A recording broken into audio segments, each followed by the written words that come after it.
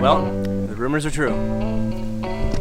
I'm starting an OnlyFans. Just kidding. What I really want to talk about in this video is how I've been able to get in probably the best shape of my life. Definitely the best shape in the last 3 years, for sure.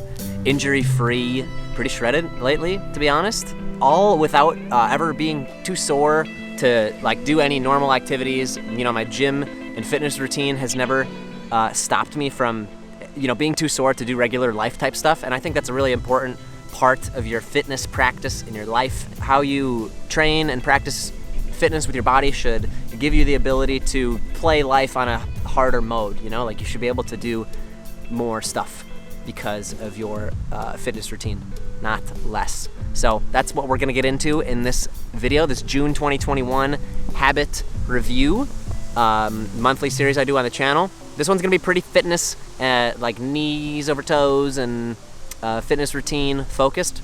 Kettlebells, yoga, core. Getting really windy, let's get it right into it.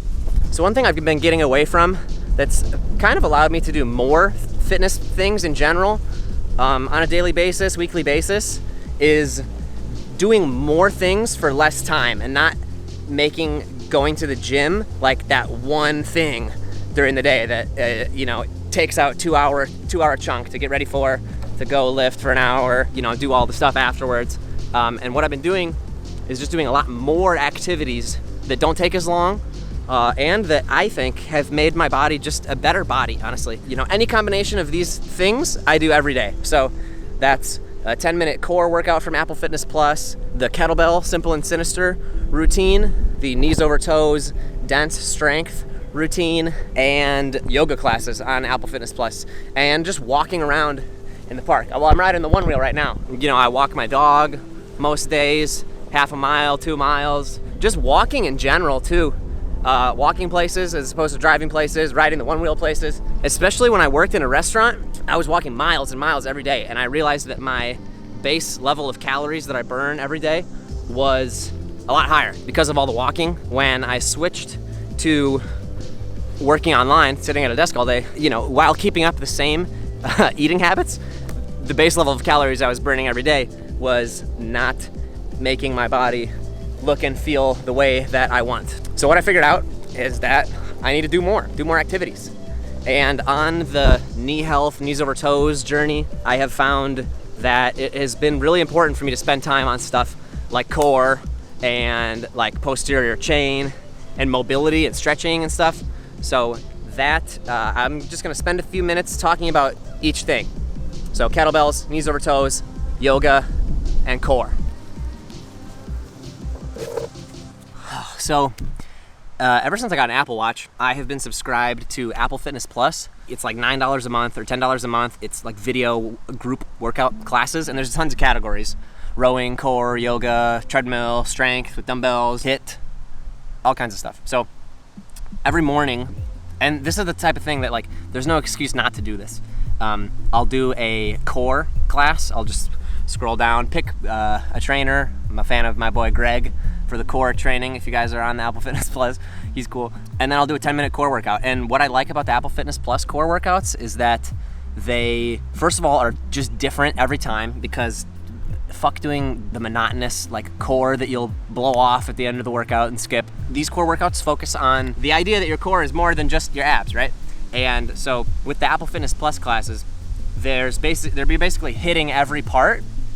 So there's variety in that way, and you don't get like fatigued super bad, which is always annoying with core because you're hitting a fresh part every time, and they're only 10 minutes. And so I opt for consistency and like long-term volume as opposed to like blasting core a couple times a week during a workout, you know? So that's like the foundation of just, you know, fucking like what holds up your body, you know, what gives you good posture. You know, I'm sitting in a desk all day. I need to have good posture. I need to be just, you know, strong in the core area, and everyone has to, you know? So that's ingredient number one. Most days I'll do that. Apple Fitness Plus core workout, 10 minutes. Hair is fully beyond the point of no return right now. The next thing that I do every day, or try to do most days, is the Kettlebell Simple and Sinister workout program, which is basically a method by Pavel Tsatsouline. Comrade, the kettlebell has been instrumental in weeding out weakness out of the Russian gene pool. And now you're next. You are on the Soviet territory, and you are becoming a better man. If you don't know how, I'll teach you. If you don't want to, I'll make you. Russian kettlebell guy that introduced kettlebells to America, pretty much. It's a super short book. If you want to like get the book on Audible or find the actual book, it's probably like $3 or $4. And the routine is just 100 swings and 10 get-ups. So that's it. More of a practice than a workout. You hear that word tossed around like, you know, my yoga practice, my meditation practice. You know, it's like a repeated thing that you do that, you know, you practice. You know, you get better at using your mind and practicing meditation, right? You get better at knowing your body, practicing yoga. So I think of it a lot that way, as a fitness practice that I do every day, just to, you know, feel out the body, get to know it a little more, get that mind-muscle connection, and just to be doing something hard every day, and just kind of know that I've got that general physical preparedness, I think is a term that they call just generally being fit enough to do muscular activity all the time. And you know, kettlebells are real simple. It's one weight. Once, you know, you do use that weight, once that weight gets easy, you use it for a little more, and then you increase the weight, and then you use that weight until it gets easy, and then you increase the weight. And so it's really simple. It's easy for me to just do and not overthink, and that's why I like it. And a lot of times, this will transition into the next thing, the knees over toes dense strength program, is that sometimes I'll do, you know, I've got my kettlebells at home, and I'll do them in the morning after the core, or I'll do the core in the morning, and then I will go to the gym to do the knees over toes dense strength stuff, because you need some equipment that is at the gym for those workouts. And I'll do the kettlebell simple and sinister as a warm-up for the knees over toes dense strength lift, because the simple and sinister only takes like 15 minutes. It's really not much, just doing swings and get-ups. So yeah, those the simple and sinister are super functional, just makes me feel strong in my body. And there's a little chipmunk family running down the log that I'm sitting on right now. So core, kettlebell simple and sinister, either right after core in the morning at my house using my kettlebells, or at the gym before knees over toes dense strength program. And that leads us to the next thing, knees over toes dense strength. I was convinced by Ben Patrick himself to start knees over toes dense strength program. Basically, how it works is it is Monday, Wednesday, Friday is like a knees over toes exercise, like the Patrick step, the ATG lunge, or the VMO squat on a slant board, and it's 10 sets of it. And that's pretty much it. That's the only like necessary thing. And then there's a bunch of auxiliary stuff that you can do. So paired with the like 15-minute kettlebell simple and sinister, the knees over toes dense strength workout only takes like, you know, 10 or 20 minutes also.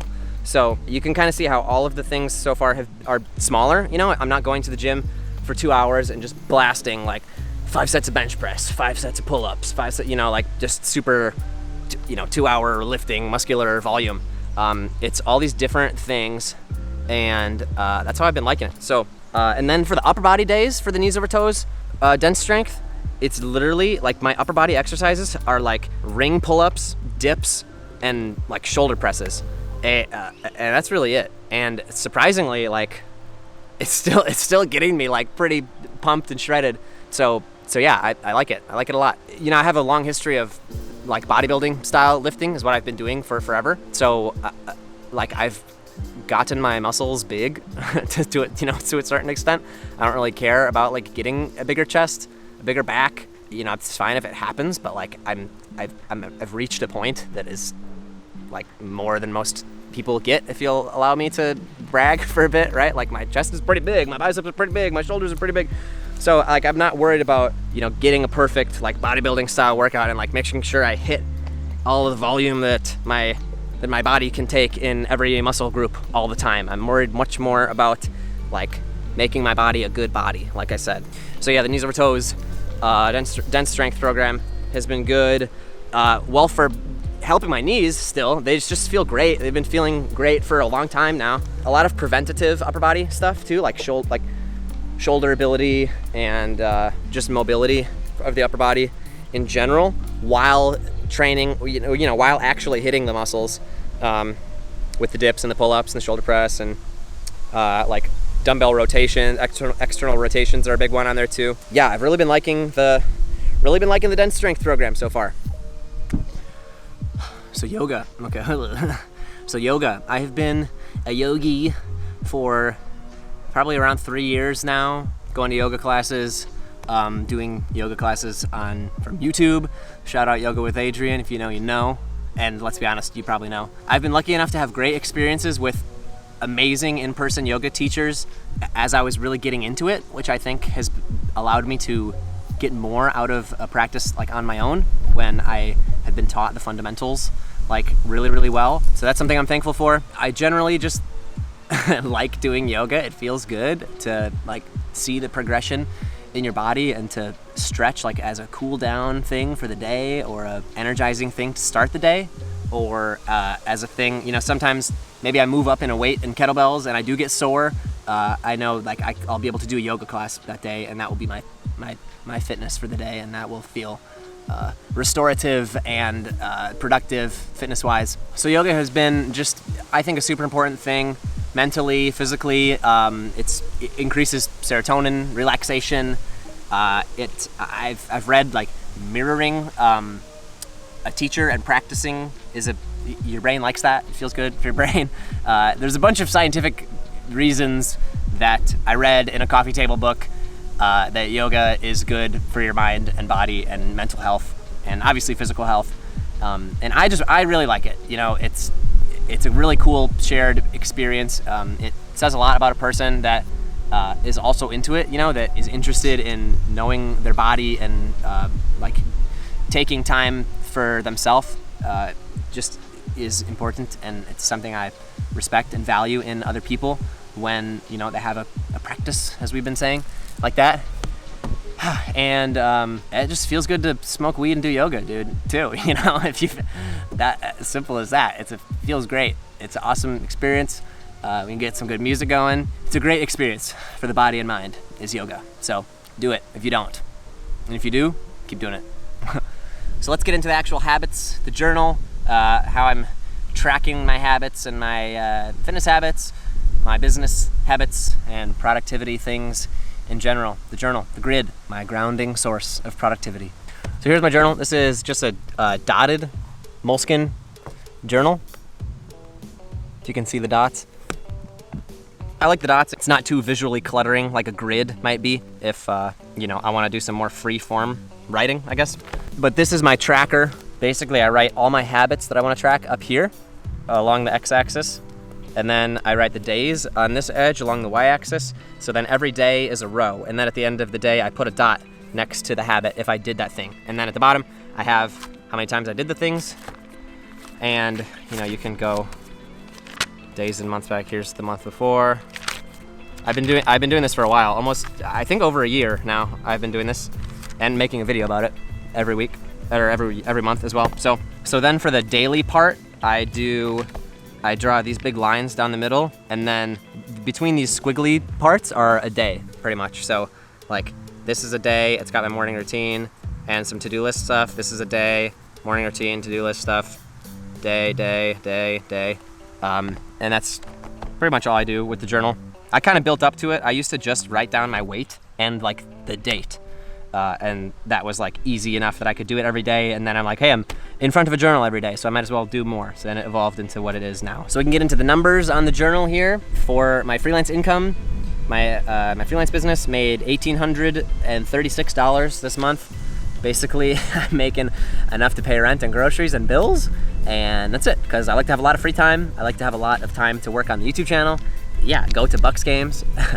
Bucks are in the finals right now, dude. I'm gonna be at every game at the arena. So yeah, that's kind of where the business is at. I could use another client. That's something I'm working towards.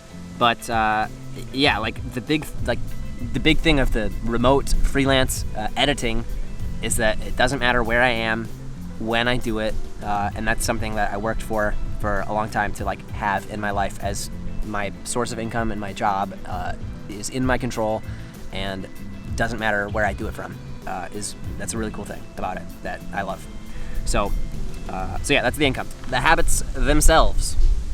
after the wind. Meditation 4, for some reason, fell off of the meditation train this month somehow. I'll figure out how to get it back in. Something I enjoy, obviously, helps me know myself, notice thoughts when they come, good or bad, can help me regulate my mood if it's bad or good, I guess. Notice it and appreciate it if it's good.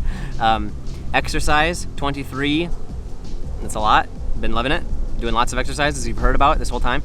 Weights, in the gym, doing weights. I count the knees over toes dense strength days as this. 11. Yoga 7. Kettlebell, simple and sinister 21. I do that often. Core 17, also pretty often. Walk/hike 14, quite a bit for there too. Walking the dog a lot. Sweep/vacuum. I have a dog and he has hair, so it gets everywhere. So I gotta track the the sweeping. 3, could do that more, huh? Clean, just like cleaning surfaces and mirrors and windows and shit. 3 as well. Edit work videos 21. Edit YouTube videos 9. Shoot YouTube videos 6. Upload YouTube videos 4. That's pretty good, 1 a week average. And knees over toes exercises 8. So that's what we've been tracking. That is June 2021. Cool month. Appreciate you watching. Appreciate you following along this journey. If this is the first video of mine you're seeing, welcome. My name is Josh. I have a passion for fitness, business, freedom, and if you want a free Thrive sticker, the links are in the description. I will send one to you, and you can thrive or show your support as we do. Thank you again for watching. Thank you guys coming along with me as I realize my online business dreams. Couldn't have done it without your support, and I will continue to do so with your support. All right, take it easy, guys. Appreciate you. See you in the next one. Goodbye.